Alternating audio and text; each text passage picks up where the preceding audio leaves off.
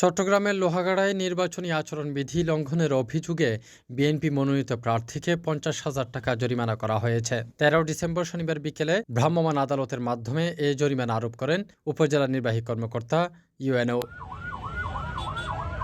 জানা গেছে, চট্টগ্রাম ১৫ সাতকানিয়া লোহাগাড়া আসনের বিএনপি মনোনীত প্রার্থী নাজমুল মুস্তাফা আমিন বিপুল সংখ্যক নেতাকর্মী নিয়ে সাবেক প্রধানমন্ত্রী ও বিএনপি চেয়ারপারসন বেগম খালেদা জিয়ার রোগ মুক্তির কামনায় আয়োজিত এক দোয়া মাহফিলে অংশ নিতে যাচ্ছিলেন।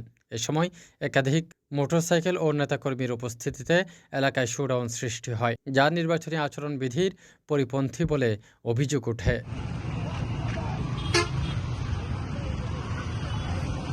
পরিস্থিতি পর্যবেক্ষণ শেষে ভ্রাম্যমাণ আদালত পরিচালনা করেন উপজেলা নির্বাহী কর্মকর্তা মোহাম্মদ সাইফুল ইসলাম। তিনি অভিযোগের সত্যতা পাওয়ায় প্রার্থীকে ৫০,০০০ টাকা অর্থদণ্ড প্রদান করেন।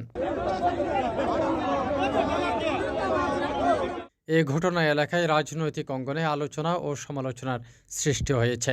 তবে প্রশাসনের পক্ষ থেকে জানানো হয়েছে, আসন্ন জাতীয় সংসদ নির্বাচনকে সামনে রেখে সুষ্ঠু ও শান্তিপূর্ণ নির্বাচনী পরিবেশ নিশ্চিত করতে আচরণবিধি লঙ্ঘনের বিষয়ে কোনো ছাড় দেওয়া হবে না। আইন ভঙ্গের ক্ষেত্রে দল মত নির্বিশেষে কঠোর ব্যবস্থা নেওয়া হবে বলেও জানানো হয়। CTG post, Chittagong.